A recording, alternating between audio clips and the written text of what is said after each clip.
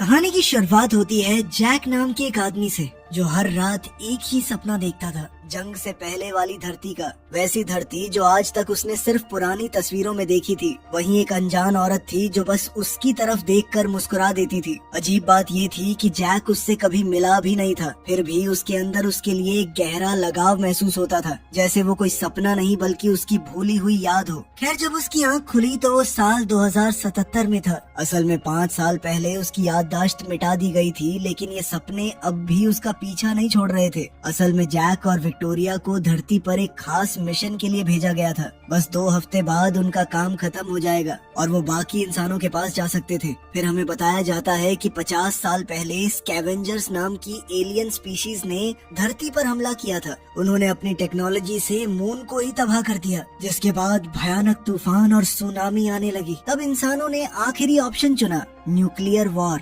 जिसके सहारे जंग जीत तो ली गई, लेकिन धरती रहने लायक नहीं बची। अब जो लोग जिंदा बचे थे उन्होंने अर्थ छोड़ दी और अंतरिक्ष में एक टेम्पररी स्टेशन बनाया गया जिसका नाम था TET। वहीं से इंसानों को सैटर्न के मून टाइटन पर शिफ्ट किया गया। लगभग सब लोग जा चुके थे और सिर्फ जैक और विक्टोरिया धरती पर बचे थे। उनका मिशन हाइड्रो रिग्स की सुरक्षा करना था। ये विशाल मशीन्स पानी को एनर्जी में कन्वर्ट करती थी और अब पूरी इंसानी प्रजाति का जीवन इसी एनर्जी पर टिका हुआ था। लेकिन दिक्कत अब भी खत्म नहीं हुई थी। असल में कुछ स्कैवेंजर्स अब भी धरती पर मौजूद थे और वो लगातार हमले करते रहते और ड्रोन्स को तबाह करते थे। खैर, विक्टोरिया टाइटन जाने को लेकर काफी खुश थी, लेकिन जैक के लिए धरती अब भी घर जैसी लगती थी। कुछ देर बाद जैक अपने पेट्रोल वेसल में बैठा था। उसने एक एक करके सारे सिस्टम्स एक्टिवेट किए और फिर विक्टोरिया से कम्युनिकेशन चेक की और अगले ही पल उसके एयरक्राफ्ट ने उड़ान भर ली। इसके बाद जैक ने हाइड्रो रिग्स को देखकर बताया कि सब कुछ नॉर्मल लग रहा है, लेकिन तभी विक्टोरिया की आवाज आई कि हमारे 2 ड्रोन्स डाउन हो गए हैं। फिर मिशन कंट्रोल तुरंत ऑनलाइन आया और विक्टोरिया ने TET से संपर्क बनाया। उसने सैली को ड्रोन्स के तबाह होने की खबर दी। फिर उसने जैक के एयरक्राफ्ट को ड्रोन बीकन से लिंक कर दिया ताकि वो सीधे उनकी लोकेशन तक पहुंच सके। अब जैक ड्रोन के बीकन का पीछा करते हुए एक भयानक तूफान के अंदर पहुंच गया। आसमान में लगातार बिजली चमक रही थी। तभी अचानक एक तेज बिजली उसके एयरक्राफ्ट से टकराई और कुछ पल के लिए उसका कंट्रोल पूरी तरह चला गया। उसका एयरक्राफ्ट सीधा नीचे गिरने लगा। वहीं दूसरी तरफ विक्टोरिया मिशन कंट्रोल को समझाने की कोशिश कर रही थी कि कई ड्रोन्स की मरम्मत करने के लिए नए पार्ट्स की जरूरत थी, लेकिन मिशन कंट्रोल ने सीधा कहा कि आज का काम है ड्रोन 166 की मरम्मत करना और ड्रोन नंबर 172 को ढूंढना।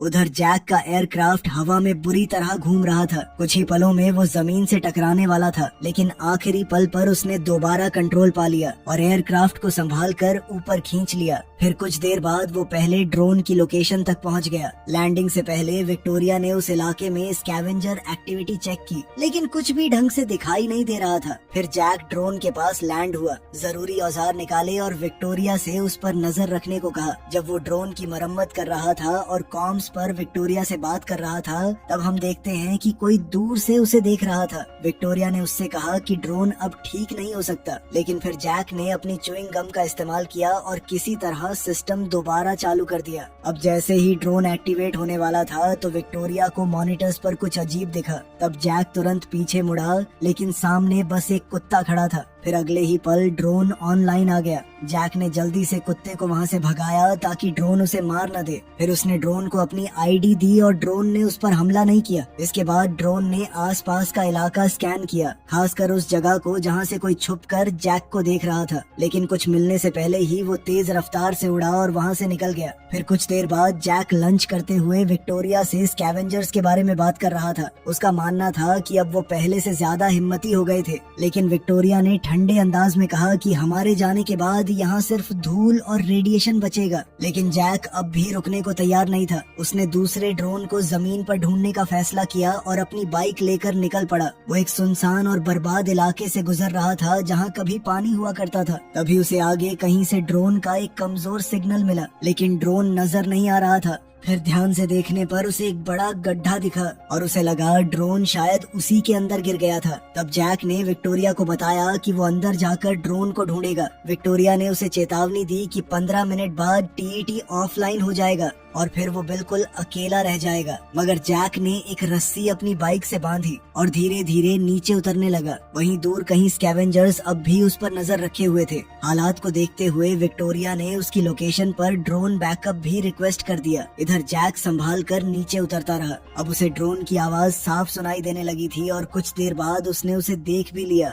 लेकिन तब तक कम्युनिकेशन टूट चुकी थी। मिशन कंट्रोल अब उसकी आवाज नहीं सुन पा रहा था। जैसे ही जैक ड्रोन की तरफ बढ़ने लगा तो अचानक उसका बैलेंस बिगड़ गया और वो गिरते गिरते बचा। फिर उसने एक टूटे हुए मलबे के हिस्से को ब्रिज की तरह इस्तेमाल किया और धीरे धीरे ड्रोन की तरफ बढ़ने लगा। आखिरकार जैक सिग्नल तक पहुंच गया, लेकिन वहाँ ड्रोन नहीं था, सिर्फ उसका बीकन पड़ा हुआ था। तभी अचानक स्कैवेंजर्स ने उसे पकड़ लिया और रस्सी के सहारे अपनी तरफ खींचने लगे। कुछ पल के लिए लगा कि जैक अब बच नहीं पाएगा, लेकिन उसने तुरंत अपनी बंदूक निकाली और रस्सी पर गोली चला दी। फिर रस्सी टूट गई और वो उनके चंगुल से निकल गया। अब जैक को आसपास कुछ स्कैवेंजर्स दिखने लगे। उसने बिना वक्त गवाए उन पर फायरिंग शुरू कर दी, लेकिन तभी अचानक स्कैवेंजर्स ने उस बीम को ही खींच लिया जिस पर जैक खड़ा था। अब जैक ने पूरी ताकत लगाकर सामने की तरफ छलांग लगाई और किसी तरह गैप पार कर गया, लेकिन स्कैवेंजर्स अब भी उसका पीछा कर रहे थे और धीरे धीरे उसके करीब पहुंच रहे थे। फिर दूसरी तरफ पहुंचते ही जैक ने खुद को रस्सी से बांध लिया और ऊपर खींचने लगा।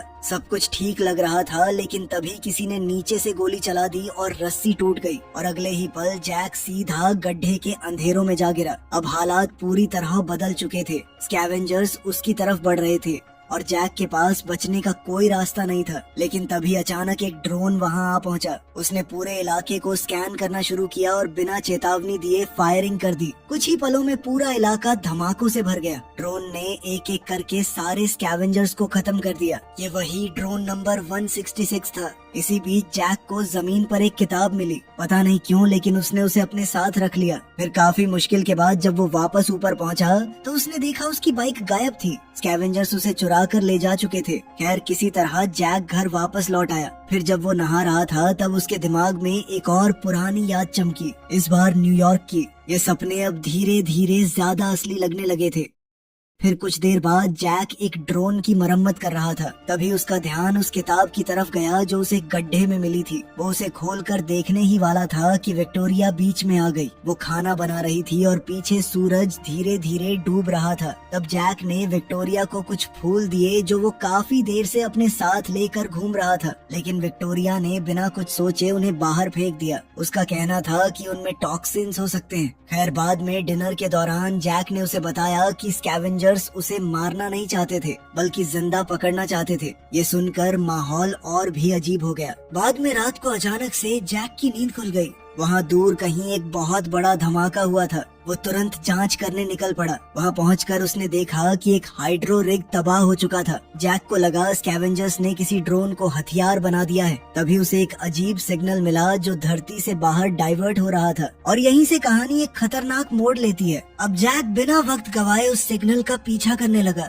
ये सिग्नल उसे उस जगह ले गया जहाँ कभी एम्पायर स्टेट बिल्डिंग हुआ करती थी। अब जैक धीरे धीरे उस सिग्नल का पीछा कर रहा था। अब उसे बीकन की आवाज साफ सुनाई देने लगी थी। फिर रास्ते में उसे जमीन पर कुछ पुरानी चीजें भी मिली, बिल्कुल वैसी जैसी उसके सपने में आती थी। फिर ध्यान से देखने पर जैक को समझ आया कि बीकन पूरी बिल्डिंग को एंटेना की तरह इस्तेमाल कर रहा था। उधर विक्टोरिया उस सिग्नल को समझने में लगी थी। फिर कुछ देर बाद उसने बताया कि ये एक सेट ऑफ कोऑर्डिनेट्स थे जो किसी सुनसान और अनजान जगह की तरफ इशारा कर रहे थे। तब जैक ने बीकन बंद कर दिया, लेकिन उसके दिमाग में सवाल और बढ़ गए। इसके बाद उसने अपनी नॉर्मल पेट्रोलिंग जारी रखी, जिस दौरान वो रेडिएशन बॉर्डर के बहुत ज्यादा नजदीक पहुंच गया। पर घर लौटने से पहले उसने एक और काम किया। उसने पेरीमीटर चेक किया और फिर कॉम्स ऑफ कर दिए, जैसे वो किसी से छुपकर कहीं जा रहा हो। कुछ देर बाद जैक एक खूबसूरत इलाके के अंदर पहुंचा। वहाँ एक शांत से तालाब के पास एक पुराना घर था। उसने अपना एयरक्राफ्ट लैंड किया और अंदर जाकर लाइट्स ऑन कर दी। ये जगह बिल्कुल अलग थी,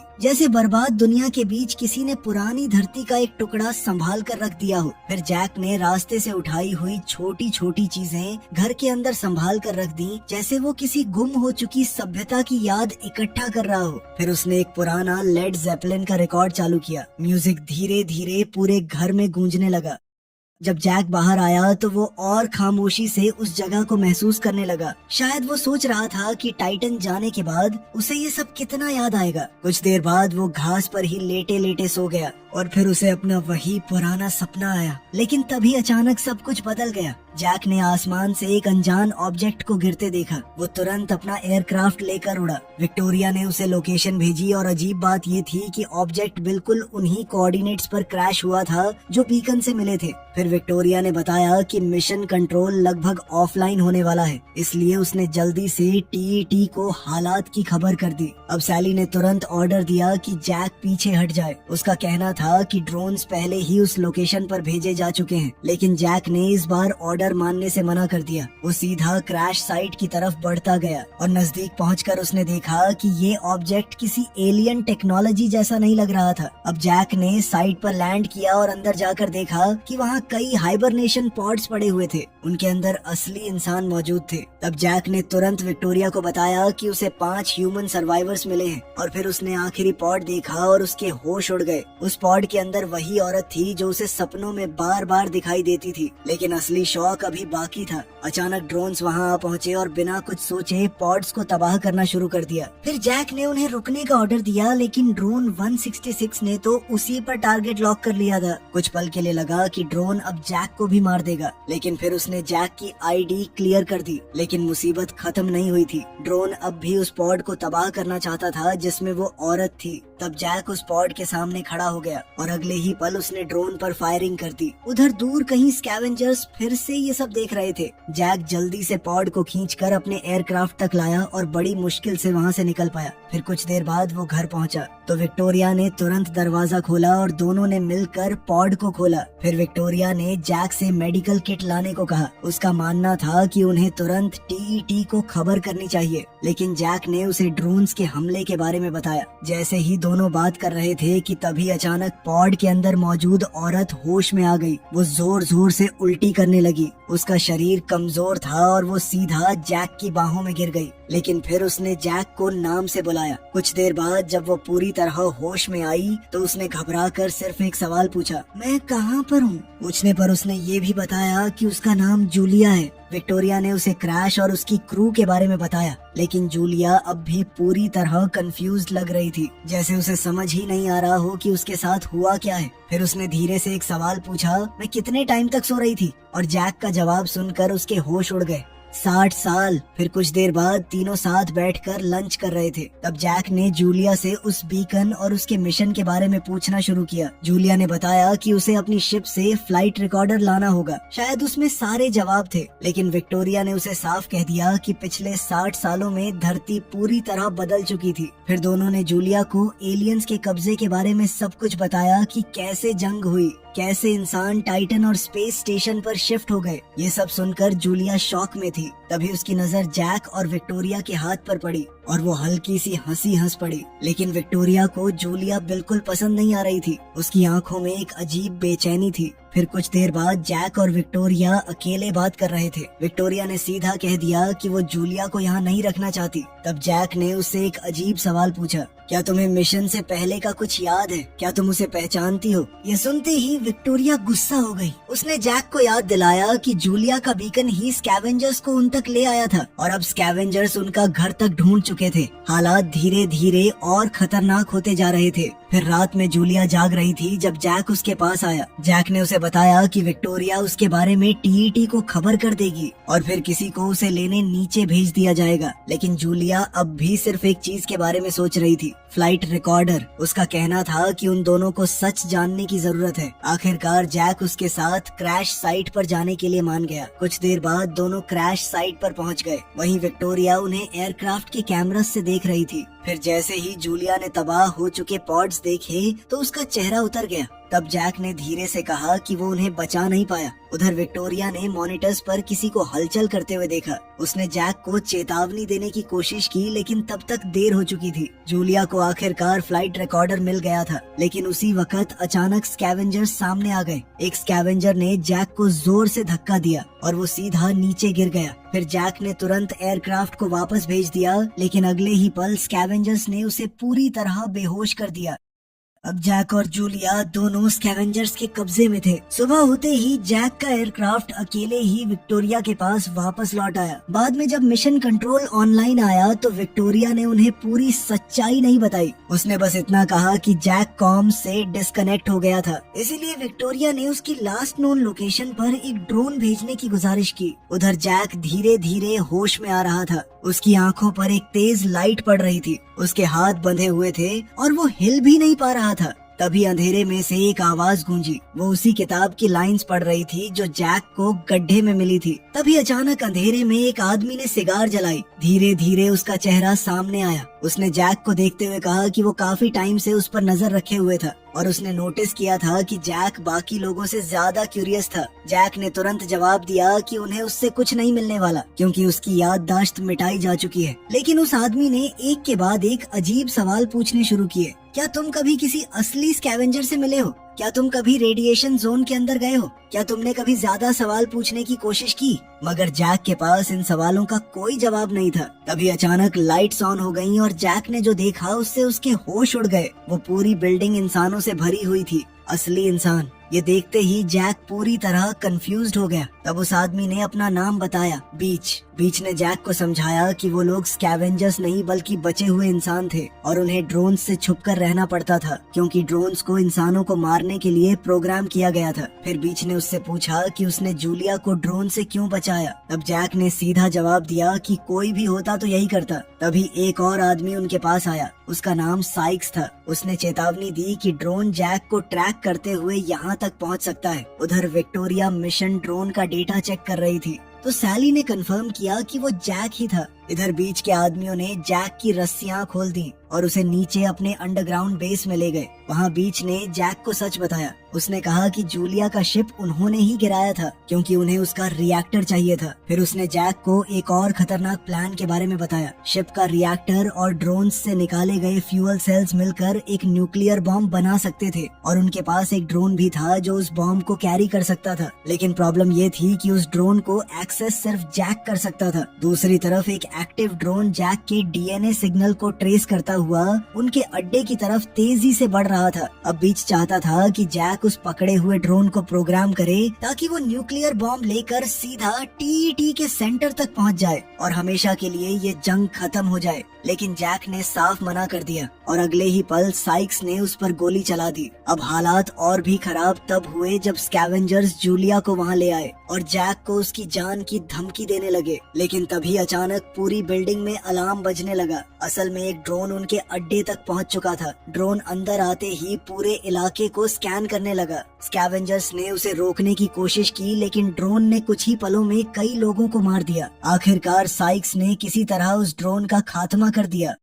उधर विक्टोरिया और मिशन कंट्रोल ने कंफर्म किया कि ड्रोन ऑफलाइन हो चुका था। फिर हालात देखते हुए विक्टोरिया ने 2 और ड्रोन्स की रिक्वेस्ट भेज दी और अजीब बात ये थी कि उस वक्त जैक भी बीच को वही बात बता रहा था। स्कैवेंजर्स समझ गए थे कि अब वहाँ रुकना खतरे से खाली नहीं था, इसलिए उन्होंने जैक और जूलिया को जाने दिया। लेकिन जाने से पहले बीच ने जैक को एक ऐसी बात कही जिसने उसके अंदर और भी ज्यादा सवाल पैदा कर दिए। उसने कहा कि अगर जैक सच जानना चाहता है तो उसे रेडिएशन जोन के अंदर जाना होगा। फिर कुछ देर बाद जैक और जूलिया एम्पायर स्टेट बिल्डिंग की तरफ जा पहुँचे। वहाँ पहुँचकर जैक ने विक्टोरिया को मैसेज भेजा कि वो जिंदा है। विक्टोरिया ने तुरंत मिशन कंट्रोल को खबर दी ताकि बाकी ड्रोन्स को वापस बुलाया जा सके और फिर उसने जैक का एयरक्राफ्ट उसकी लोकेशन की तरफ भेज दिया। जब तक एयरक्राफ्ट उन तक पहुँचता तब जैक के दिमाग में सिर्फ एक ही सवाल घूम रहा था, तुम असल में हो कौन? तब जूलिया ने धीरे धीरे सच बताना शुरू किया। उसने बताया कि वो जिस मिशन पर थी वो असल में टाइटन के लिए एक रिसर्च फ्लाइट थी, लेकिन लॉन्च से सिर्फ 6 हफ्ते पहले उनके सेंसर्स ने अंतरिक्ष में एक अनजान एलियन ऑब्जेक्ट का पता लगाया था और उसके बाद उनका मिशन बदल दिया गया। उन्हें उस ऑब्जेक्ट की जांच करने भेजा गया और वही ऑब्जेक्ट था टीईटी। फिर जूलिया ने जैक की तरफ देखा और एक ऐसी बात कही जिसने उसकी पूरी दुनिया हिला दी। उसने कहा, मैं तुम्हारी पत्नी हूँ और उससे भी बड़ा शौक अभी बाकी था। तुम वो नहीं हो जो तुम समझते हो। जैक कुछ पल के लिए बिल्कुल चुप हो गया। फिर जूलिया ने उसे बताया कि जिस जगह वो दोनों खड़े थे वहीं पर जैक ने उसे शादी के लिए प्रपोज किया था। ये सुनते ही जैक के दिमाग में कुछ पुरानी यादें फ्लैश होने लगी, कुछ टुकड़े, कुछ चेहरे, लेकिन सब कुछ अब भी धुंधला था, जैसे उसका दिमाग सच याद करने की कोशिश कर रहा हो। तभी एयरक्राफ्ट वहाँ पहुँच गया, लेकिन जैसे ही विक्टोरिया ने जैक और जूलिया को एक दूसरे के करीब देखा तो उसके चेहरे का रंग बदल गया। कुछ देर बाद दोनों घर आ गए, लेकिन विक्टोरिया ने उन्हें अंदर ही नहीं आने दिया। फिर जैक ने उसे समझाने की कोशिश की। उसने कहा कि उन्हें तुरंत वहाँ से निकलना होगा और फिर उसने जूलिया की तरफ देखकर कहा कि ये मेरी पत्नी है। ये सुनते ही विक्टोरिया ने बिना देर किए टीईटी को जूलिया के बारे में खबर कर दी। बेचारा जैक उसे रोकता रहा, लेकिन अब बहुत देर हो चुकी थी और तभी अचानक घर का दरवाजा खुल गया। घर में रखा एक ड्रोन एक्टिवेट हो चुका था। जैक ने विक्टोरिया से उसके साथ चलने को कहा, लेकिन वो कुछ भी मानने को तैयार नहीं थी।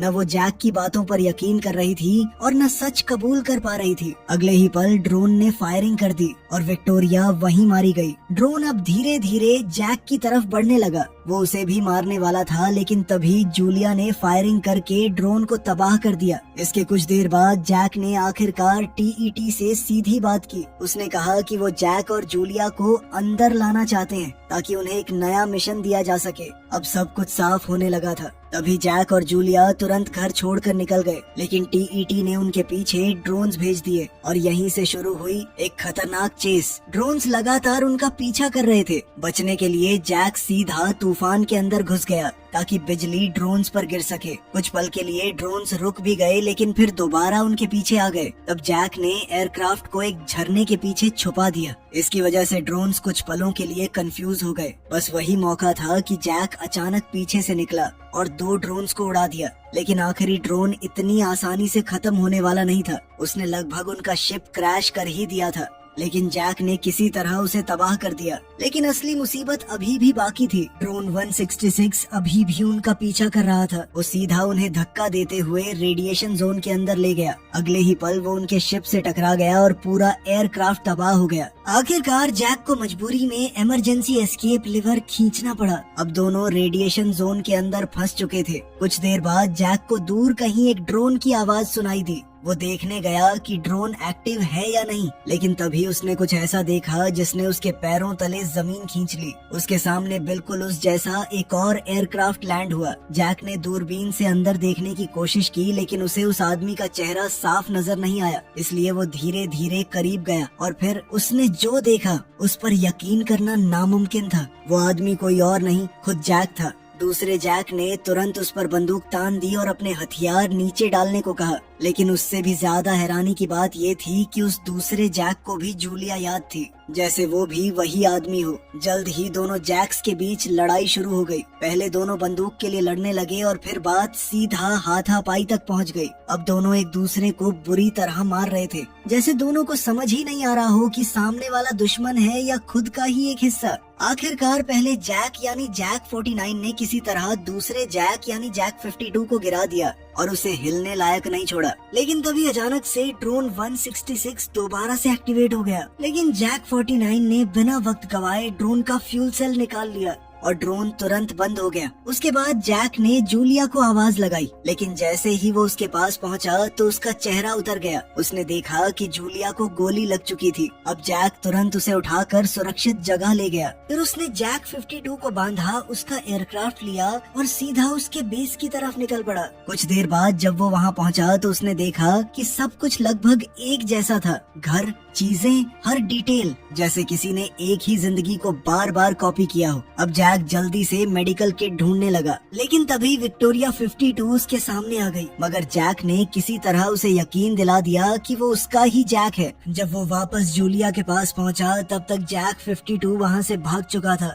खैर जैक ने जूलिया के घावों पर मरहम लगाया, उसे एयरक्राफ्ट तक लेकर गया और फिर उसे अपने तालाब वाले घर में ले आया। कुछ देर बाद जब जूलिया की आँख खुली तो वो पूरी तरह ठीक हो चुकी थी। वो धीरे धीरे घर को देखने लगी और फिर उसने जैक का फेवरेट रिकॉर्ड चालू कर दिया। वही पुराना म्यूजिक एक बार फिर पूरे घर में गूंजने लगा। कुछ देर बाद वो बाहर जैक के पास आई। तब जैक ने उससे एक बात कही जो शायद वो खुद भी स्वीकार कर चुका था। उसने कहा कि वो जानता है कि वो असली जैक नहीं है, लेकिन जितना उसे याद है उसने हमेशा से सिर्फ जूलिया से प्यार ही किया है। फिर जूलिया ने उसकी तरफ देखा और धीरे से कहा, आखिर में इंसान को उसकी यादें ही असली बनाती हैं। ये बात सीधा जैक के दिल तक पहुंच गई। फिर अगली सुबह जैक को आखिरकार समझ आ गया था कि उसे क्या करना है। उसने बीच की मदद करने का फैसला कर लिया था और इस बार जूलिया भी उसके साथ थी। कुछ देर बाद दोनों स्कैवेंजर्स के अड्डे पर जा पहुंचे। बीच उन्हें देखकर खुश हो गया क्योंकि अब उनका प्लान सच में मुमकिन लग रहा था। लेकिन दूसरी तरफ टीईटी भी चुप नहीं बैठा था। वो जैक की पिछली फुटेज की जाँच कर रहा था और उसे जैक का डेटा मिल चुका था। फिर अगले ही पल टीईटी ने उनके पीछे 3 ड्रोन्स भेज दिए। उधर जैक पकड़े हुए ड्रोन को प्रोग्राम करने में लगा हुआ था और इसी बीच ने उन्हें पूरी सच्चाई बता दी। उसने कहा कि वो शुरू से सब कुछ देख रहा था, मून की तबाही, धरती की बर्बादी और धीरे धीरे इंसानों का भूख से मरना। लेकिन असली शौक अभी बाकी था। बीच ने बताया कि आखिर में टीईटी ने धरती पर अपनी फौज भेजी थी और उस फौज का हर फौजी बिल्कुल जैक जैसा दिखता था। Astronaut Jack Harper. असल में सबकी याददाश्त मिटा दी गई थी और उन्हें सिर्फ एक काम के लिए प्रोग्राम किया गया था, मारने के लिए। अब जैक को समझ आ रहा था कि वो असल में क्या था, एक क्लोन। तब बीच ने बताया कि टीईटी कोई नॉर्मल एलियन नहीं बल्कि एक इंटेलिजेंट मशीन थी, एक ऐसी मशीन जो प्लैनेट्स की एनर्जी खाकर काम करती थी। लेकिन फिर एक दिन उसने जैक को वो किताब उठाते देखा और फिर जूलिया को बचाते हुए, और वहीं से उसके दिमाग में एक उम्मीद पैदा हुई। शायद जैक बाकी क्लोन्स से अलग था, शायद उसके अंदर अब भी कुछ इंसानियत बची हुई थी। इसीलिए बीच ने उसे सच तक पहुंचाने की कोशिश की। फिर कुछ देर बाद जैक ने आखिरकार ड्रोन एक्टिवेट कर दिया। तब बीच हल्की सी मुस्कुराहट के साथ बोला, काश मैं टीईटी पर होता ताकि बॉम्ब फटने के वक्त वो उसका चेहरा देख पाता। वो जानता था कि वो कभी वापस नहीं आने वाला, लेकिन उसके लिए ये कुर्बानी बहुत गर्व की बात थी। अब स्कैवेंजर्स ड्रोन को उस आखिरी मिशन के लिए तैयार करने लगे। न्यूक्लियर बॉम्ब यानी न्यूक को ध्यान से उसके अंदर फिट किया गया और फिर बेस के बड़े गेट्स धीरे धीरे खोल दिए गए। लेकिन जैसे ही गेट्स खुले तो सबके चेहरे का रंग उड़ गया। टीईटी के भेजे हुए 3 ड्रोन्स पहले से ही बाहर मौजूद थे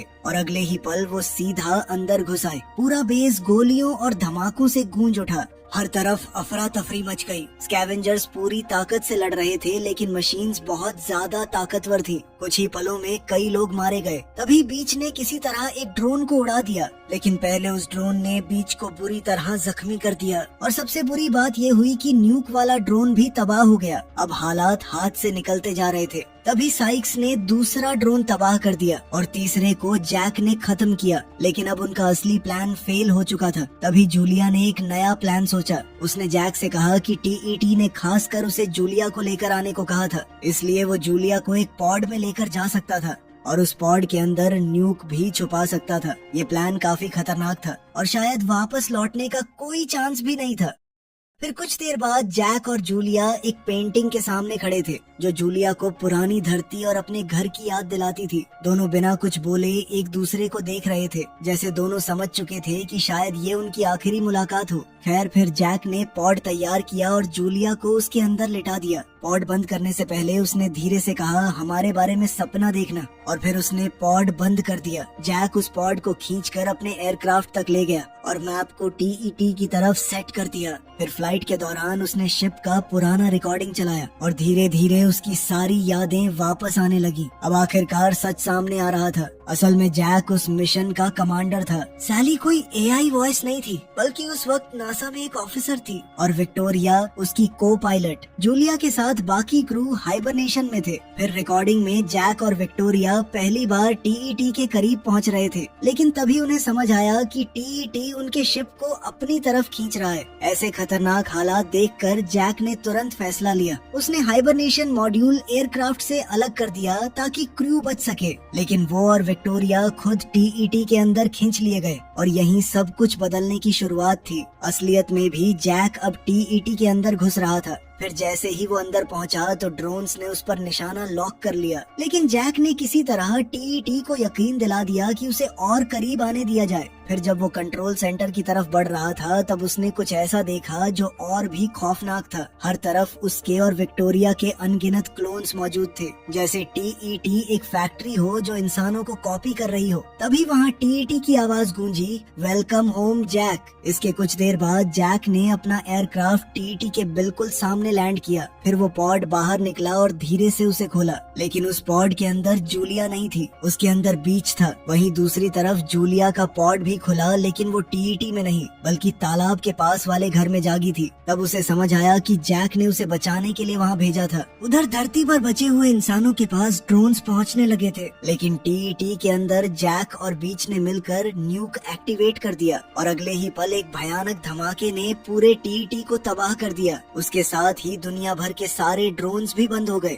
वहीं दूर धरती पर साइक्स और जूलिया बस उस धमाके को देख रहे थे। आखिरकार जंग खत्म हो चुकी थी। इसके 3 साल बाद जूलिया उसी तालाब वाले घर में अपनी छोटी बेटी के साथ रह रही थी। सब कुछ शांत लग रहा था, लेकिन तभी अचानक कुछ लोग तालाब के पास आते दिखाई दिए। ये बचे हुए सर्वाइवर्स थे और उनके साथ एक और आदमी भी था, जैक 52। आखिरकार जैक अपनी पत्नी और अपनी बेटी के पास वापस आ चुका था। यहीं कहानी खत्म होती है।